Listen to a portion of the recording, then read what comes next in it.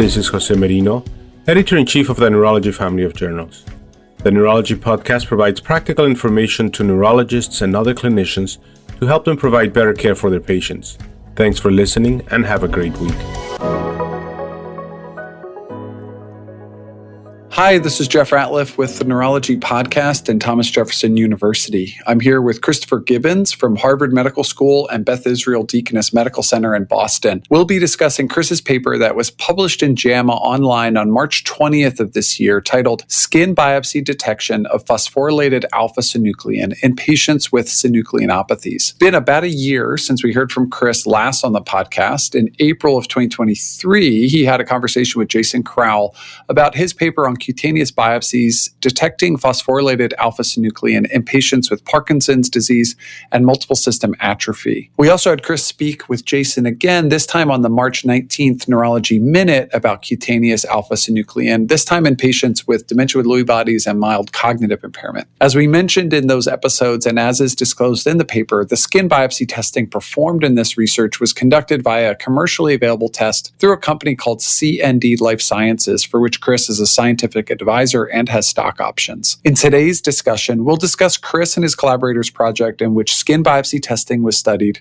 across the collection of alpha-synuclein-associated disorders, specifically Parkinson's disease, dementia with Lewy bodies, multiple system atrophy, pure autonomic failure. Chris, welcome, and thanks for coming back to teach us more about this work. Jeff, thank you so much. I really appreciate the opportunity to tell you some of the exciting stuff we've been doing. And so, Chris, let's set the table a little bit and talk about the prior state of skin biopsies for the clinical diagnosis and differentiation of synucleinopathies. And so coming into this study, what was the existing clinical utility of detecting phosphorylated α-Synuclein in the skin? And given that knowledge, what did you and your colleagues hope to find out with the study we're about to jump into? We've really had a lot of work that's gone on over the last 10 years or so highlighting the utility of detecting phosphorylated α-Synuclein in the skin in patients with Parkinson's disease or multiple system atrophy.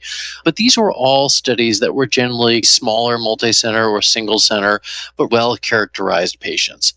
This study was really an attempt to see what would happen if this test was released into the wild in clinical practice. We wanted to see what happened at academic centers, at private practice sites, encompassing the entire group of disorders known as synucleinopathies, not just Parkinson's or MSA, but all of them together. And how would this really shake out essentially in clinical practice? What was the sensitivity and the specificity of these results and findings? It's funny that you mention about 10 years of work, and I remember my very first podcast recording that I did as an interviewer was in 2014, talking about alpha-synuclein in peripheral nerve. So this is a full circle interview for me in some ways, which is interesting to bring up. And so with that context and with the decade of work that's led up to the more recent work that you and your colleagues have looked at, we know what we knew, we know what you were looking to learn. And so you collected skin biopsy samples from patients that were clinically diagnosed with Parkinson's disease, MSA, DLB, and pure autonomic failure, as well as controls. You looked at the rate of positivity for phosphorylated α-Synuclein in those cutaneous biopsies. So can you give us a brief overview of some of the primary outcome findings in the study? We actually had several hundred patients involved in the study. So this was really aiming to be a big group of individuals to identify sensitivity and specificity in clinical practice. And so we actually used clinical decision-making as the gold standard. So we did not have autopsies. They weren't having DAT scans or kind of other imaging data to support it. It was the clinical diagnosis. We used clinical diagnosis plus an expert panel of physicians who were specialists in the field and reviewed every case and came to a decision as to whether they agreed with the referring diagnosis or not. So that way we could determine, based on the best clinical data decision-making we could, what the diagnosis was. And with that in mind, we had 223 people who had what we call synucleinopathies, so either Parkinson's, MSA, DLB, or pure autonomic failure, and we had 120 controls. And so then we looked at the sensitivity and specificity of these results of detecting phosphorylated α-Synuclein from skin biopsies and found that over 95% of the synucleinopathies had phosphorylated α-Synuclein in their skin biopsies.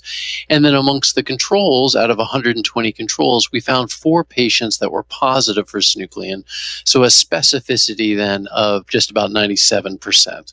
So as you mentioned, of those synucleinopathy disorders, you found that all of them had high rates of phosphorylated α-Synuclein in the skin compared to controls, with a high degree of sensitivity and specificity. As you said, the purpose was to study this test if released into the wild, to use your terms. And so what advice do you have for neurologists on how to take what you just reported to us and bring that over to their clinical practice when it comes to these disorders? So there are a couple of ways I would suggest thinking about this test. So this data was in what we refer to as clinically established patients. So these weren't ones that we suspected might develop Parkinson's disease in 5 or 10 years, but had evidence of Parkinson's disease now. So that is the limit of the data, and I want to just characterize that in the context of how you might want to use the test. So if you're seeing a patient with a pattern of features that suggest a synucleinopathy, but maybe it's not 100%, it's not perfectly fitting the scenario, but you find phosphorylated α-Synuclein, you have now really answered a clinical question of, is this a synucleinopathy?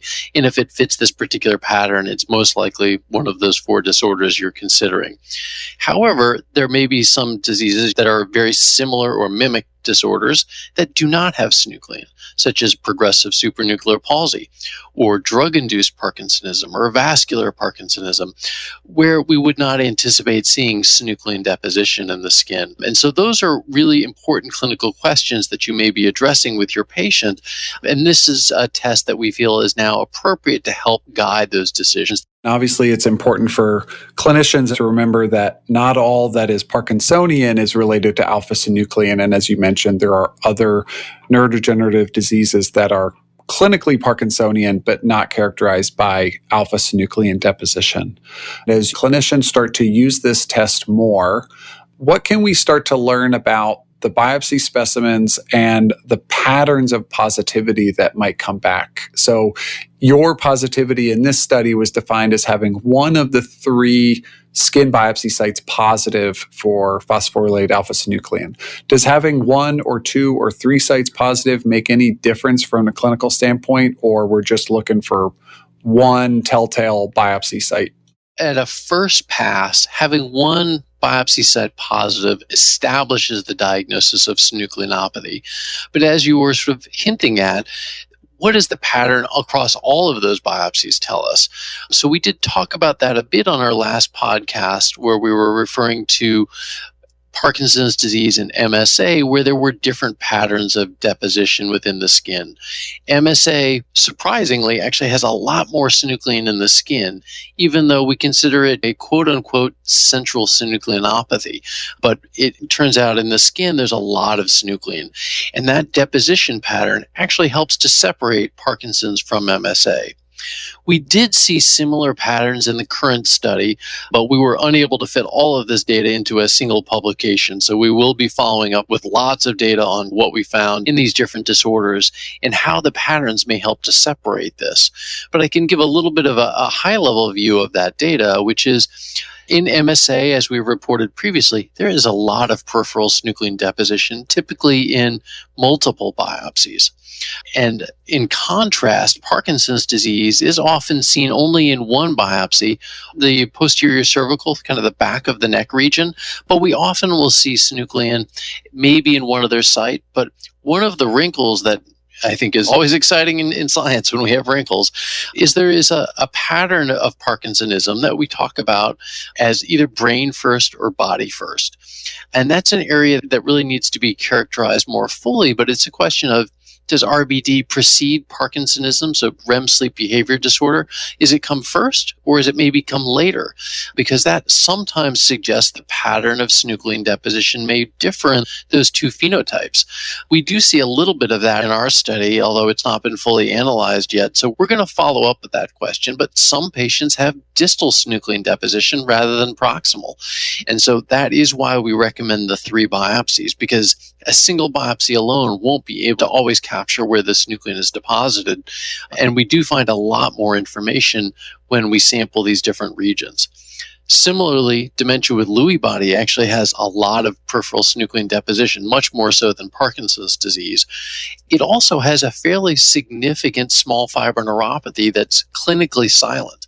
So patients aren't necessarily reporting symptoms of neuropathy, but they actually have a significant dropout of these small unmyelinated nerve fibers.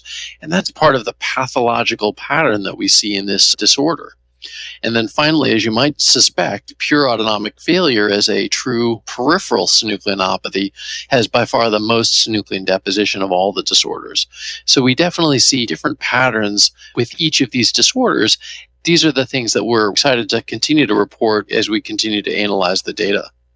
That's really helpful to understand that there's still work to come, and a lot of the data that you got out of this study can be published again in the future, hopefully moving towards a future where going beyond using cutaneous biopsy to identify synucleinopathy in the first place, but as you said, looking at some of these patterns, presence or absence of neuropathy, proximal versus more peripheral distribution of abnormal biopsies, to start to distinguish not just synucleinopathy from non-synucleinopathy, but distinguish within this family of alpha-synuclein-mediated neurodegenerative diseases. And another potentially exciting diagnostic consideration is the patient who might have an elevated risk of a synucleinopathy. And you mentioned that the patients in this study were meeting clinical criteria both on inclusion, but then confirmed with an expert panel. So these are more clinically defined patients with Parkinson's disease, MSA, et cetera.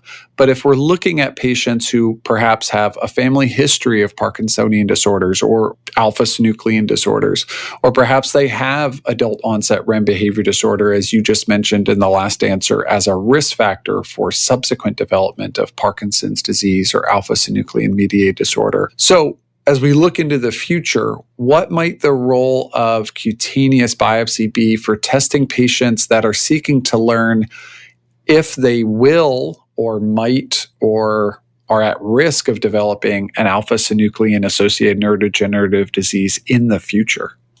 So those are important and I think challenging questions to tackle, but we are very excited to move in that direction. We actually have two currently ongoing NIH multicenter trials asking some of those exact questions.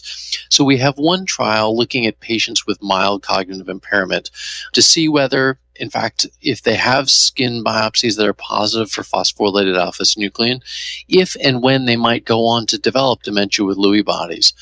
And then we're also looking at another longitudinal trial in patients who have REM sleep behavior disorder, again, to really help characterize whether the deposition of phosphorylated α-Synuclein indicates an upcoming phenoconversion risk to one of the synucleinopathies.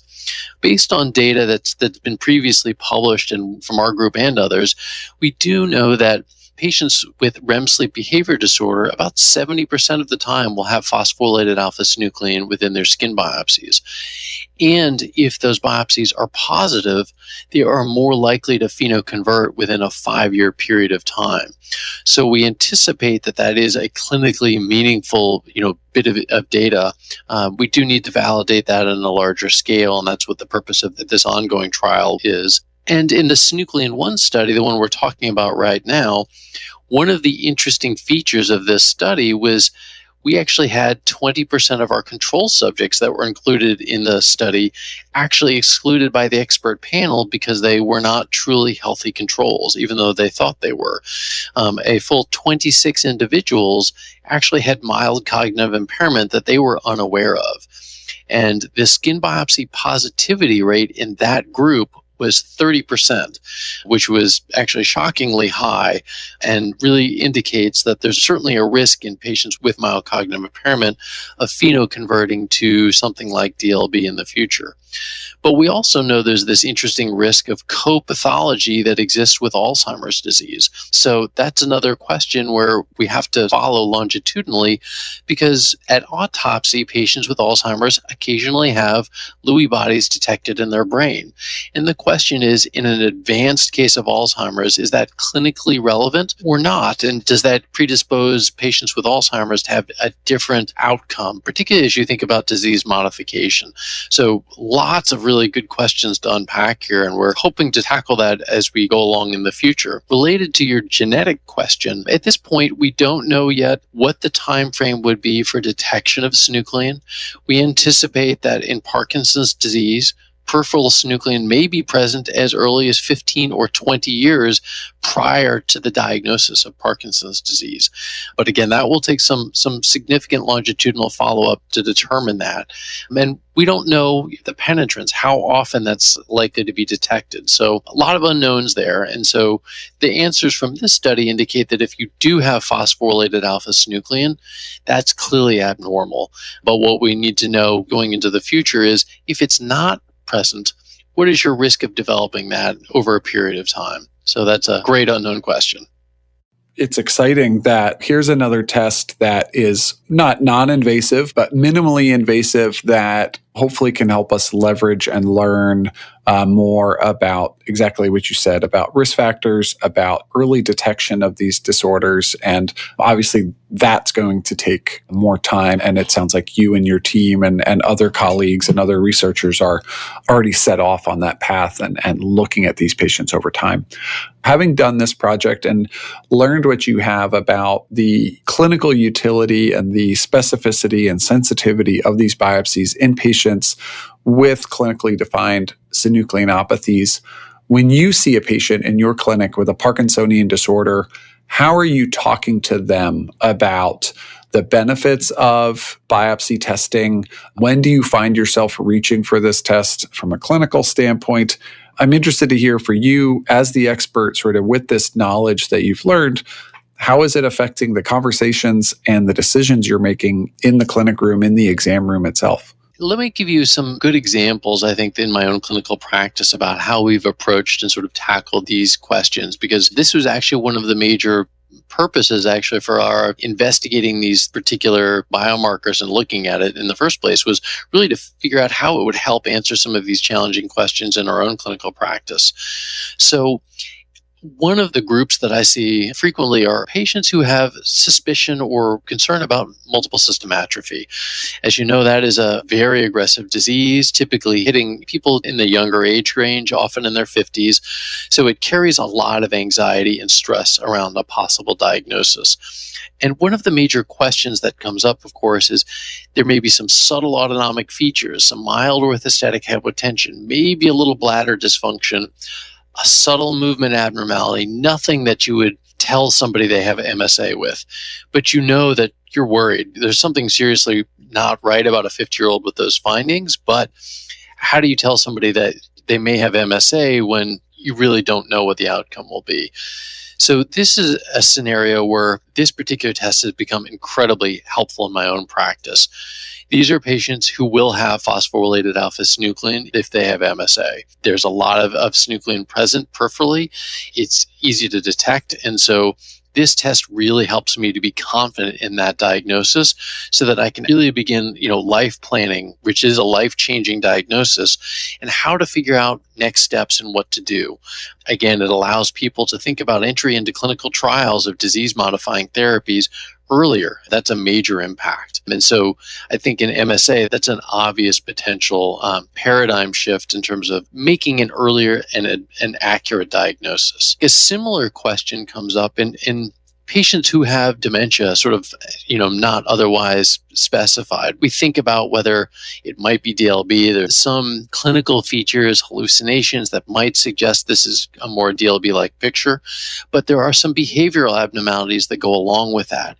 And the fear in any of the patients with the behavioral abnormalities is that they may end up in an emergency room getting an antipsychotic agent, which could really be devastating, of course, if the diagnosis is DLB. So using a skin biopsy to help be sure of that diagnosis and really then have everyone be very aware of the implications of that as they think about urgent care treatments and, I would say, behavioral therapies can be really critical. And then perhaps the final clinical role that I've seen a lot in my own practice is I actually specialize as well in diabetic neuropathy, particularly patients who have diabetic autonomic neuropathy. And I followed many of these patients for 20 years or more. And over time, as everyone else, they get older and may actually start to develop autonomic failure. And the question always comes up, is this the diabetes? They've had diabetes now for 20 years. Is this diabetic autonomic neuropathy that's worsening? However, their diabetes control has not changed, and worry about aggressively treating diabetes in an older patient if it's not due to the diabetes, because again, risks of hypoglycemia and complications there can be quite profound. So what we've really identified is that many of these patients with sudden worsening of autonomic neuropathies, so orthostatic hypotension, constipation, bladder dysfunction, may actually have an underlying synucleinopathy that's developing. And that has really helped how we manage that population of patients by recognizing it's not a focus on the diabetes, it's a new disorder which we have to pay attention to.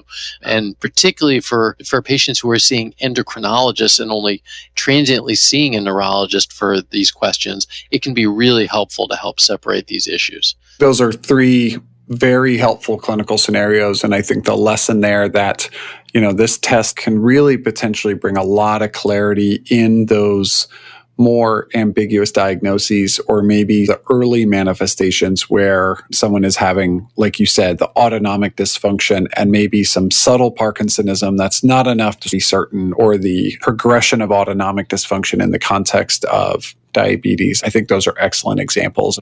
Chris, this has been fantastic. Thank you for joining us and teaching us again. Well, thank you very much for the invitation. It was great being on. I've been speaking with Chris Gibbons from Beth Israel Deaconess Medical Center on his paper that was published in JAMA, which is titled Skin Biopsy Detection of Phosphorylated α-Synuclein in Patients with Synucleinopathies. Thanks for listening to the Neurology Podcast. This is Stacey Clardy, your podcast editor. If you've enjoyed the podcast, please take a few moments to subscribe, rate, and review the Neurology Podcast through Apple Podcasts, Google Podcasts, Spotify, or wherever you listen. And remember, you can always head to neurology.org/podcast for our full list of past episodes. Or you can also search by keyword in your podcast app for any neurology-specific topics you want to learn about.